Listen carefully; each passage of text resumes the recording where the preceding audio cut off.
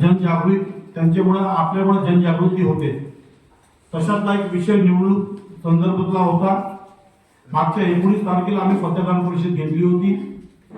पत्रकार परिषद मध्ये आम्ही राज्य निवडणूक आयोग व अमरावती महानगरपालिकेच्या संबंधित निवडणूक अधिकाऱ्यांवरचा आरोप केला होता की प्रारूप मतदार घोषित यादीमध्ये मोठ्या प्रमाणात मतदारांची चोरी झालेली आहे, घोळ झालेला आहे।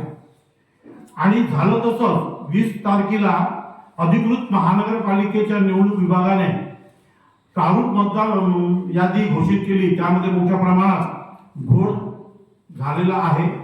आणि आपल्या सर्व पत्रकारांबंधूमुळे ते प्रकरण उजेडात आलं आणि जे मतदार नागरिक आहे, शुद्ध नागरिक आहे, त्यांचे हे प्रकरण लक्षात आल्यानंतर एकूण 873 लोकांनी आक्षेप घेतला 3 तारखेपर्यंत त्या मतदार यादीमध्ये। इतक्या मोठ्या प्रमाणात आक्षेप घेण्याचा हा इतिहासामध्ये पहिली घटना आहे। आजपर्यंत इतक्या मोठा आक्षेप घेण्यात आलेला नाही। परंतु आजही आमचा आरोप आहे, आक्षेप घेतल्यानंतरही तो घोळ कायम राहणार आहे।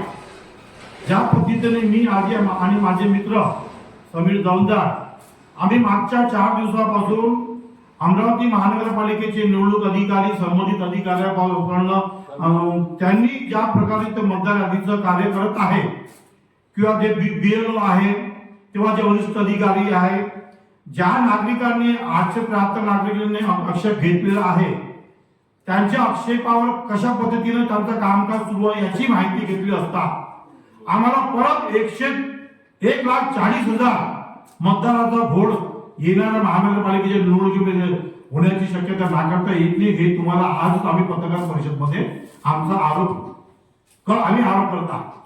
त्याच्या मागचं कारण असं, सर्वात मोठा घोळ म्हणजे 22 प्रभागाची जे प्रारूप मतदार यादी घोषित झाली आहे किंवा आता काही प्रमाणात त्याच्या दुरुस्ती करण्यात आलेल्या आहे, त्यामध्ये 90% मतदार यादीमध्ये मतदाराचा पत्ताच नाही, ऍड्रेसच नाहीये, तो कुठचा रहिवासी आहे। ही इतिहासातली पहिली घटना आहे। म्हणजे आधी काय होतं की प्रभाग क्रमांक, यादी क्रमांक, भाग क्रमांक आणि अनुक्रमांक असं राहत होतं आणि त्याचं नाव राहत होतं आणि त्याचा पत्ता राहत होता की हा इथे अमुक ठिकाणी हा माणूस राहते, याचा हा पत्ता आहे। परंतु यामध्ये पत्ताच नाही आहे। आणि आम्ही कालपर्यंत किंवा आजपर्यंत जे मतदार यादी आम्ही जे त्यांनी अपडेट जे करत आहे त्याच्यामध्ये आमचं हे लक्षात आलं की त्याच्या दोबार मतदारांची संख्या मोठ्या प्रमाणात आहे। आणि जो आम्ही मागच्या 19 तारीख नोव्हेंबरला आरोप केला होता की मोठ्या प्रमाणात मताची चोरी झालेली आहे, ते वाढीव ज्या प्रभागात 3,000 किंवा यांच्या प्रभागात 15,000 की काही प्रभागात त्यांनी 3,000 कमी केले, ते वाढीव जे मतदार आहे ते अजूनही त्याचा शोध लागले नाही की ते कोणत्या प्रभागात राहतात, त्यांचा पत्ता काय आहे, त्यांचा अनुक्रमांक काय, ते त्याचा अजूनही शॉर्टिंग झालेलं नाही किंवा त्याचा निवडणूक अधिकाऱ्याने अजूनही खुलासा केलेला नाही। म्हणून आम्ही आजची पत्रकार परिषद घेतली।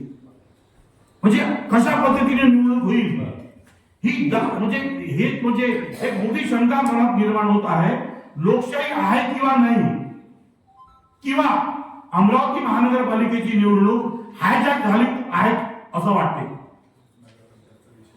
त्याचप्रमाणे झालेले नगर परिषद व पंचायतची निवडणूक झाल्या, त्यामध्ये जर आपण पाहिलं असं सोशल मीडिया यांनी मोठ्या प्रमाणात तोही प्रकार आपल्या समोर आणलेला, उजेडात आलेला आहे नागरिकांच्या। काही ठिकाणी काय झालेलं आहे की बीएलओ जवळ मतदार यादी म्हणजे मतदान केंद्रावर बीएलओ जवळ वेगळी यादी आहे, त्या प्रतिनिधीच्या जवळ वेगळी यादी आहे आणि मतदान केंद्रामध्ये निवडणूक अधिकाऱ्याजवळ वेगळी यादी आहे। जर मला माहित आहे की मी मागच्या विधानसभेमध्ये या मतदान केंद्रावर मतदान केलं तर मी तिथेच मतदान जर करायला गेलो तर मला त्या मतदान केंद्रामध्ये सांगण्यात येते की तुमचं यादीत नाव नाही, बाहेर सांगण्यात येते की तुमचा अनुक्रमांक आहे, अंदर तो मतदान अधिकारी सांगते तुमचं नाव नाही आहे। हा नगरपालिकेमध्ये मोठा घोळ झालेला आहे।